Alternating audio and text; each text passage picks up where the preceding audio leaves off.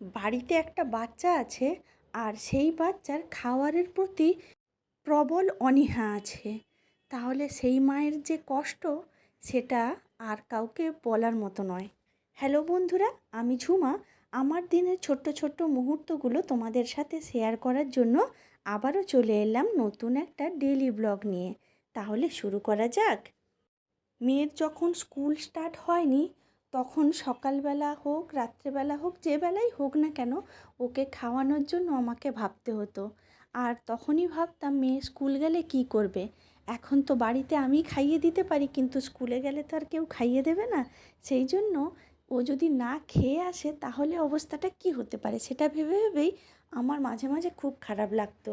আর তাই স্কুল যাওয়ার সময় থেকেই আমি শুরু করেছিলাম আমার পছন্দের সমস্ত রকমের রেসিপি আমি ট্রাই করব আর ওকে খেতে দেব। যাই হোক, নতুন কিছু দেখে অন্তত যদি খাওয়ার চেষ্টা করে সেই ভেবে।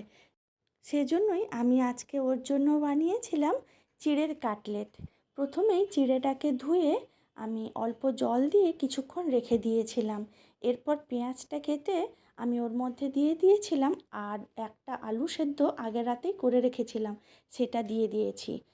এরপর তার সঙ্গে দিয়ে দিয়েছি নুন, ভাজা জিরে গুঁড়ো, গরম মশলা গুঁড়ো, আর অল্প একটু চাট মশলা, আর দিয়েছি গোলমরিচের গুঁড়ো।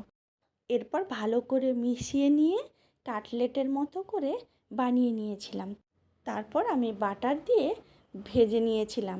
সুন্দর সোনালি কালার এসে যাবে, তারপর হয়ে যাবে। যাক, এরপর আমি এর সঙ্গে দিয়েছিলাম অল্প একটু শশা। জানো তো, আমার মেয়ে চিড়ের কাটলেটটা খাক আর না খাক, ও কিন্তু শশাটা প্রত্যেকবার ফিনিশ করে আসে। আসলেই ওর পছন্দের ফল যদি আমি বলি, তাহলে সেটা হচ্ছে শশা, যেটা আমাদের সকলেরই খেতে ভালো লাগে না, কিন্তু ওর দেখি খুব ভালো লাগে। টিফিনটা রেডি হয়ে যাওয়ার পরে ওর পছন্দের চিরকুটটাও আমি ওর টিফিনের সঙ্গে দিয়ে দিয়েছিলাম। ওটা না দিলে কিন্তু মেয়ের খাওয়া হবে না। যাক, তোমাদের সঙ্গে পরে আবার কথা হবে। তোমরা সবাই ভালো থেকো। দেখা হচ্ছে তাহলে। টাটা।